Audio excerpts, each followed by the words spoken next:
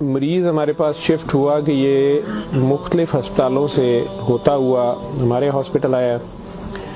بالکل سوکھ کے وہ کانٹا ہوا تھا. 55-60 سال کا وہ آدمی تھا, بہت ہی پتلا دبلا, اور ہماری زبان میں یوزلی ہم کہتے ہیں بون اینڈ سکن, پانی کی شدید کمی اور برا حال.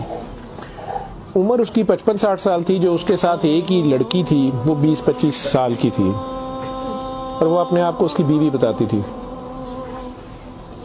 میرے جونیئر ڈاکٹرز نے مجھے راؤنڈ کرایا تو انہوں نے کہا جی کہ یہ فلاں وارڈ سے شفٹ ہوا ہے, اس کو 4 مہینے سے شدید دست لگے ہوئے ہیں, یہ کچھ بھی کھاتا ہے تو اس کو ڈائریا لگ جاتا ہے, اور اس کے سارے ٹیسٹ ہو گئے ہیں, گیسٹروسکوپیاں, انڈوسکوپیاں, بایوپسی, ہر چیز, اس سے کچھ نہیں آ رہا, تشخیص نہیں ہے.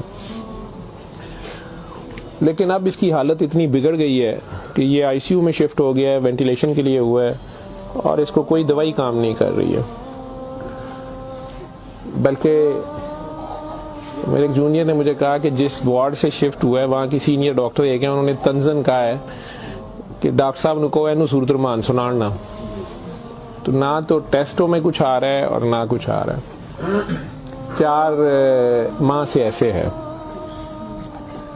جو ہسٹری ہوتی ہے, ہم جو ڈاکٹرز کامن چیزیں ہوتی ہیں وہ سارے پوچھتے ہیں. بچوں نے مجھے بتایا, جونیئر ڈاکٹرز نے, کہ نہ شوگر ہے, نہ یہ نہیں, وہ نہیں, فلانی. میں نے کہا کہ اس کا ایڈز کا ٹیسٹ کرا لیں. تو بچوں نے کہا کہ جی پچھلے سال اس کا ایڈز کا ٹیسٹ میو ہاسپٹل میں ہوا تھا, تب بھی اس کو اسی طرح ڈائریا لگا تھا, اور وہ نیگیٹو ہے, اور لیکن پچھلے سال پھر یہ ڈائریا ٹھیک ہو گیا تھا 2-3-4 ماہ کے بعد, پھر یہ بہت بہتر حالت میں ہو گیا تھا. لیکن اب پھر اس کو 4 ماہ سے یہ ہے, اور اب اس کی یہ حالت ہو گئی, اب یہ بے ہوش تھا. وہ خیر وینٹیلیٹر پہ چلا گیا, لیکن میں نے پھر بھی اس کا ایڈز کا ٹیسٹ بھیج دیا کہ یہ بھیجو اس کا.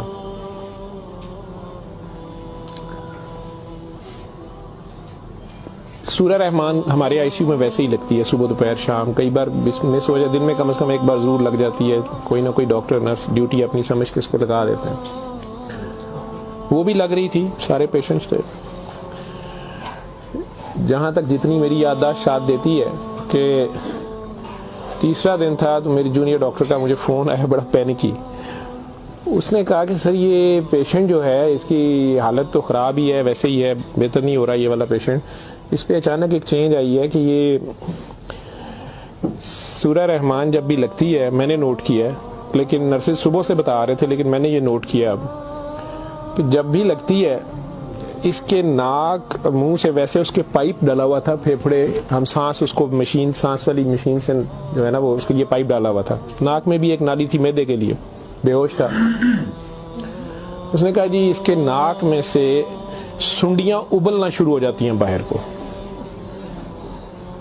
اور نرسز اس کے اوپر ڈیوٹی کرنے سے تنگ ہو رہے ہیں.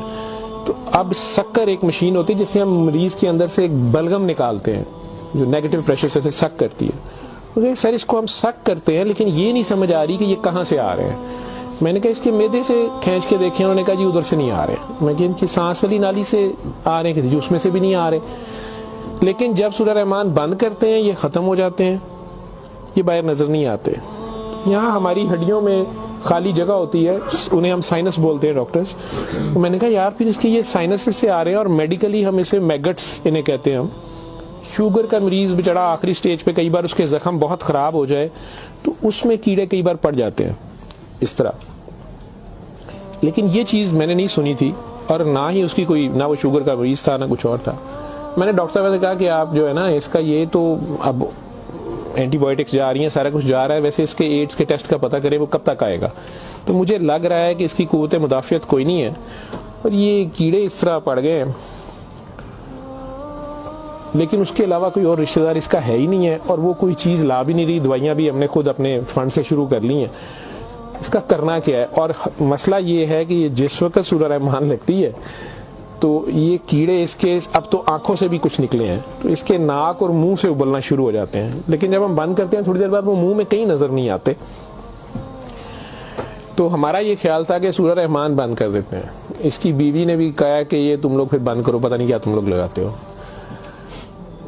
تو وہ جو ہماری نان مسلم سسٹر تھیں, انہوں نے اسے کہا کہ میری بات سنو, مجھے نہیں پتا اسے کیا بیماری ہے, لیکن وہ اسے پریئر کہتی تھی. انہوں نے کہا جب یہ پریئر لگتی ہے نا یہ کیڑے اس کو چھوڑ کے بھاگتے ہیں, ٹھیک ہے. تو میں تو کہتی ہوں اس کو 24 گھنٹے یہی سنائی جاؤ. جب میں نے یہ باتیں سنی تو خیر میں نے کہا کہ اس کی بیوی کو کہو کہ وہ رپورٹ کا یا ہمیں رسید دے دیں, ہم خود اپنے طور پہ پتہ کر لیتے ہیں. تو میرے راؤنڈ کرنے کے بعد وہ بندی خود ہی آ گئی میرے پاس. مجھے نہیں پتا تھا کہ وہی سسٹر نے اس کی بٹھا کے کہیں کاؤنسلنگ کی تھی. اسے انہوں نے کہا کہ اس کو ہمیں شک ہے کہ ایڈز نہ ہو, کہ اس کی قوت مدافعت نہیں ہے, اس طرح کیڑے اس کو پڑ گئے ہیں, کچھ ہو گیا, شاید کمزوری سے ہو گیا, بیماری کی کمی سے ہو گیا. تو یہ اس کا ہم پتہ کرنا چاہ رہے ہیں. ادروائز تو جو دوائیاں ہیں وہ وہی رہنی ہے. کچھ طرح کی اس نے بات کی, کہتی کہ وہ ڈر گئی ہے تھوڑی سی, اور وہ کہتی میں نے بڑے ڈاکٹر صاحب سے کوئی بات کرنی ہے. بہرحال اب مجھے جتنا یاد ہے, میں 1 سال بڑی سوچا اس کے اوپر کہ میں اس کو بیان کروں یا نہ کروں لوگوں کے سامنے. اس عورت نے بڑی خوفناک کہانی مجھے سنائی. جب اسے یہ ڈر پڑا نا کہ اس کو ایڈز نہ ہو اور اس کو نہ ایڈز لگ گئی ہو, اب وہ مجھے کہنے لگی ادھر کمرے میں آ کے کہ ڈاکٹر صاحب یہ جو میرا میاں ہے نا یہ اصل میں جادوگر ہے. میں نے کہا آپ نے تو پہلے دن لکھوایا کہ یہ رکشہ چلاتا تھا اور رکشہ ڈرائیور ہے. اس نے کہا جی یہ رکشہ ڈرائیور تو ہے لیکن یہ جادوگر ہے, کالا جادو کرتا ہے, لیکن کرتا قرآن سے تھا. مجھے ہنسی آ گئی, میں نے کہا قرآن سے کالا جادو کیسے ہو سکتا ہے. بہرحال ٹو کٹ اٹ شارٹ, اس عورت کی ہمارے وہ ڈاکٹرز نے مجھے, چونکہ وہ ویڈیو میرے پاس وہ صرف پڑی ہے جس میں وہ کیڑے پلیٹ میں, ہماری اسے ڈش کہتے ہیں, اس میں وہ نکال کے وہ ڈال رہے تھے, تو مجھے انہوں نے بھیجے کہ اس کا کرنا یہ کیا ہے. پہلی رات جب انہوں نے مجھے میسج کیا رات کو واٹس ایپ پہ, تو وہ ویڈیو میرے پاس پڑی ہوئی ہے. اور نے مجھے بتایا جی کہ میں خود کسی کی بیوی تھی, اس کی ماں مجھے بڑا تنگ کرتی تھی اور میں چاہتی تھی کہ یہ میرے انڈر آ جائے. مجھے کسی عورت نے, دوسری نے بتایا, ہمسائی نے بتایا کہ یہ خامن تمہارا غلام ہو جائے گا, تم اس کے پاس چلی جاؤ. باقی تفصیلات میں نہیں جاتا. جو کچھ اس نے مجھے بتایا, اس نے کہا جی کہ یہ اس کا جادو کا توڑ ہی نہیں تھا اور اس کا کام لازمی اس کا ہوتا تھا, یہ جیسے بھی کرتا تھا. طریقہ کار اس نے کیا کہا جی, اس نے کمرے میں اندر ایک گاؤ تکیہ رکھا ہوتا تھا, اس کے اوپر اس نے وہ جس طرح اسمائلی ہوتا ہے, جو مجھے سمجھ آئی کہ اس نے کوئی بت سا بنایا ہوا تھا, اس کمرے یہ بٹھاتا تھا اور وہ لوگوں کو پہلے تو قرآن شریف بھی پتہ نہیں پڑھنے کو کہتا تھا, کچھ کرتا تھا, پھر ان کی بات سنتا تھا, سارا کرا کے جو مجھے اس کا طریقہ واردات سمجھ آیا یا جو بھی تھا. اس نے کہا جی کہ جو غرض مند ہوتا تھا نا, وہ دیوانہ عورتیں بڑی دیوانی ہوتی تھیں, ٹھیک ہے, یا ینگ لڑکے لڑکیاں کہ میری وہاں شادی ہو جائے, وہاں ہو جائے, اولاد ہو جائے, کئی لڑکے آتے تھے. تو جو اس نے سب سے گندی بات مجھے بتائی, بڑی فضول جو اس کی حرکت تھی یا جو بھی, وہ اسلام تو ہو ہی نہیں سکتا. اس نے کہا جی یہ ان عورتوں کو, اور اپنے بارے میں اس نے کہا کہ میں نے بھی یہ غلطی کی, میرے سے بھی یہ گناہ ہوا, لیکن مجھے گناہ ثواب کا اتنا نہیں پتا تھا.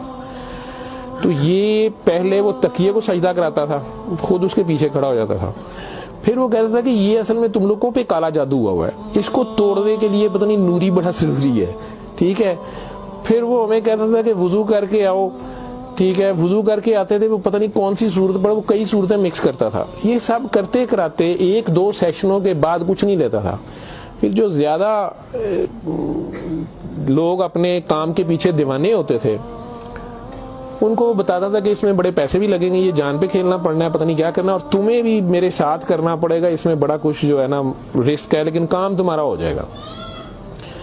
جو بھی اس کی کہانیاں تھیں, جو اس کو بعد میں کسی اور وجہ سے پتہ چلی, جو مجھے وہ بتا رہی تھی کہ جی یہ عورتوں کے ساتھ بھی اور ینگ لڑکوں کے ساتھ یا مردوں کے ساتھ بھی غلط کام کرتا تھا, پھر انہیں اپنا گند کھانے پہ مجبور کرتا تھا, پھر انہیں پتہ نہیں کون سے کوئی آیت بنائی ہوئی تھی یا کوئی نام تھا, پتہ نہیں کیا, کہ عربی کے جی یہ پڑھ کے نا تم نے یہ مکسچر جو ہے نا, یہ ہنڈیا پکاتے ہوئے تھوڑا سا بیچ میں گند ڈال دینا ہے اور اپنے خامن کو کھلا دینا ہے, یا اس لڑکی کو کھلا دینا ہے, یا اس کو کھلا دینا ہے. تو میں اپنے خامن کے ساتھ یہ سارا کچھ کیا میں نے. اب مجھے بتائیں کہ جب وہ اس بندے کے ساتھ ہی سو گئی تو اس کے خامن تو وہ رہا ہی نہیں ہے نا, تو نہ وہ مسلمان رہی ہے, نہ وہ یہ حرکتیں ساری. اب اس کے بعد بقول ان خاتون کے, اس لڑکی کے, کہ جی وہ خامن جو میرا تھا اس میں تو تبدیلی نہیں آئی, اس نے مجھے فل مارنا شروع کر دیا, اور مجھے اس کی میرے تڑپ اس کی طرف بھاگتی تھی کہ میں اس کے پاس آؤں. تو پھر میں نے اس کے پاس ویسے آنا شروع کر دیا کہ میں نے تمہارے ساتھ شادی کرنی ہے, میں نے ادھر سے طلاق لینی ہے, میں نے یہ کرنا ہے وہ کرنا ہے. تو میں انہیں بتائے بغیر اس کے پاس آ گئی. اس کے ساتھ میں 6 ماہ رہی. اس نے کہا کہ پھر ایسے ہی رہنا پڑے گا, اور اس سارے کام میں شامل ہوئی. تو اس نے ویسے مجھے کہا کہ نکاح ہو گیا ہے ہمارا, قرآن شریف پہ اس نے نکاح کیا. اس نے کہا ہم دونوں کی رضامندی نکاح ہے, وہ پیچھے سے طلاق لے کے نہیں آئی. ٹھیک ہے. اس کے بعد اس کو یہ ڈائریا لگ گیا. ڈائریا لگنے کے بعد یہ کہتی ہے کہ جی میو اسپتال میں جب ہم تھے 4 مہینے ہمیں ہو گئے اور برا حال تھا اس کا پچھلے سال. تو یہ ایک دن مجھے کہنے لگا کہ میں کہتا ہوں کہ میں اللہ سے توبہ کر لوں, اللہ میری جان بخشی کر دے تو میں توبہ کروں, اور میں نہ اب رکشہ ہی چلا کے اس میں جتنی روٹی روزی ہوگی تو میرے ساتھ گزارا کر لے گی, اور تو بھی واپس چلی جا اپنے خامن کے پاس. ٹھیک. اور ادھر سے جا کے طلاق لے نہ لے, اور یہ نکاح نہیں ہے, اور جو بھی اس نے کہا کہ جی ہم نے توبہ کر لی بقول اس کے جو اس کی سمجھ تھی. یہ کہتی ہے جی میں واپس گئی, میرے خامن نے پھر مجھے مارا. اس نے کہا میں تمہیں طلاق دے چکا ہوں, تم میری طرف سے فارغ ہو, تم کہاں سے آئی ہو, یہ آئی ہو, اتنی دیر بعد آئی, جو بھی آئی ہو. خیر میں پھر واپس اس کے پاس آئی. یہ کہتی ہے کہ جی وہ میں کوئی 48 گھنٹے بعد سے 2 دن بعد واپس آئی ہے. کوئی میو ہسپتال تھے, ڈاکٹر بڑے حیران سن, پیٹ سے ٹھیک ہو گیا سی. انہوں نے کیا دوائی فلانی مافک آ گئی ہے, فلانی مافک آ گئی ہے. تو یہ اپنے پیروں پہ کھڑا ہو گیا. اگلے کوئی 10-12 دنوں میں انہوں نے چھٹی دے دی. پھر یہ مجھے مسجد ایک میں لے کے گیا, وہاں ہم نے نکاح کیا. ٹھیک ہے. نکاح کیا, یہ رکشہ چلانا شروع ہو گیا. تو ڈاکٹر صاحب 6 مہینے انہیں بڑی محنت کی تھی, رکشہ بھی چلایا, میں بھی کدے سکی گلی کھاندے سا چنگا پلا سی. پر ڈاکٹر صاحب دنیا بڑی ظالم ہے, دی شہرت سی دنیا پیچھے پیندی سی, کہندا سی میں کام چھڈ چھڑیا ہے. ڈاکٹر صاحب ہوں پھر ایک بچی آئی تو بڑی سونی سی, وہ بڑی روندی سی, وہ پتہ نہیں کی مسئلہ سی. ڈاکٹر صاحب نے وہ پھر وہی کام شروع کر لیا. انہیں پھر وہی کام شروع کیتا ہے. میں انہوں پہلے کہندی رہی ہوں, لیکن ڈاکٹر صاحب یہ پیسے بڑے آندے سن. وہ بعد ہون 4 مہینے تو یہ اس کی یہ حالت ہے, اور اب یہ بے ہوش ہے. اب میں اللہ سے توبہ کرنا چاہتی ہوں, اللہ مجھے معاف کر دے, مجھے تو سمجھ نہیں تھی تو مجھے معافی لے دیں, اور اس کا اب کیا بنے گا اور کیا نہیں بنے گا. میں نے یہ کافی بیچ میں سے سینسر کر کے آپ لوگوں کو ساری بات سنائی ہے. اور مجھے کہتی ہے جو کیڑے اس کے اندر سے نکلتے ہیں یہ کیوں آ رہے ہیں, یہ کہاں سے آ رہے ہیں. میں کہ بی بی یہ میں نے اسے سائنسز وغیرہ سمجھایا. میں کہ یہ اس کے بہت زیادہ خون کی کمی ہے, اس کے اندر جراثیم پڑ گئے ہیں, جو بھی. میں ڈاکٹری تو میں اسے اور کیا میں اسے کہتا.